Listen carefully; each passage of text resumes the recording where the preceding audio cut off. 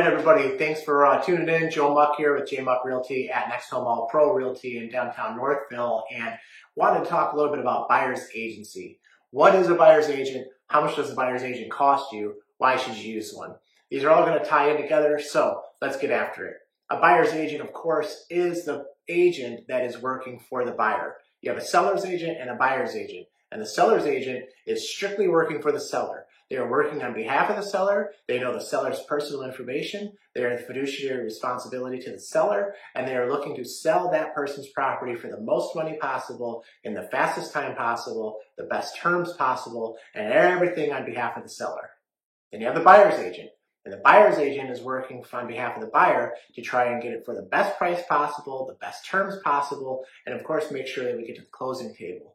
There's a lot of negotiations that come along during the process of the purchase, and the buyer's agent works with those negotiations, whether they be around an inspection, whether they be around an appraisal, whether they be around the actual price of the home, and so many more things in between. The buyer's agent is working to make sure those things happen. The buyer's agent and the seller's agent work together with title companies or lawyers and the clients to make sure that this thing actually closes so everybody's happy in the end. The buyer's agent, 9 times out of 10, probably technically more than 9 times out of 10, is paid for by the seller side.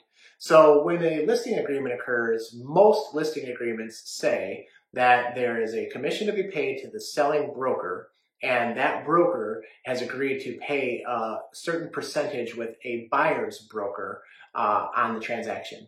If we use 6%, we will assume that the seller's agent is going to get 3%, the buyer's agent is going to get 3%. So there's no direct cost to you for most transactions.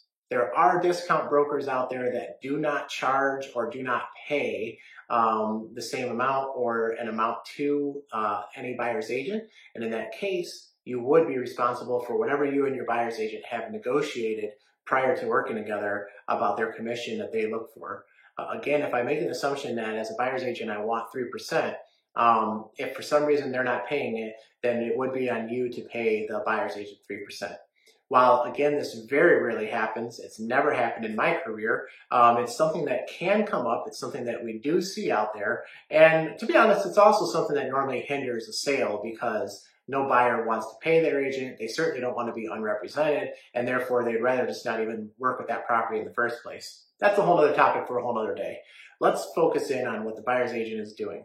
So the buyer's agent is working for you and they're getting paid for by the selling agent. And so really at the end of the day, the only thing that you might have is a fee to the brokerage, a few $100s of some manner, normally called a processing fee or an admin fee, and that's it. Your other costs are all directly associated with the actual purchase of your home.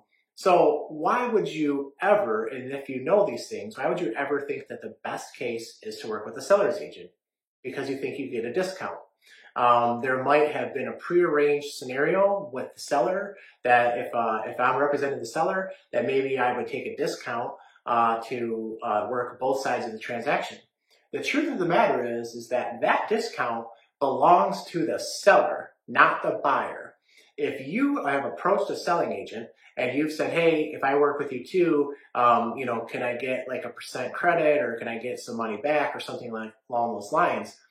You better get that in writing because the seller is the one that is the beneficiary of any discounts, not the buyer.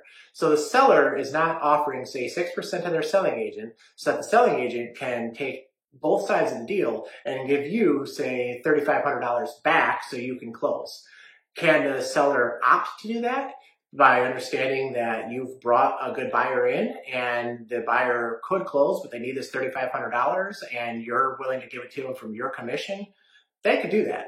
And if it's in writing, there's no problem.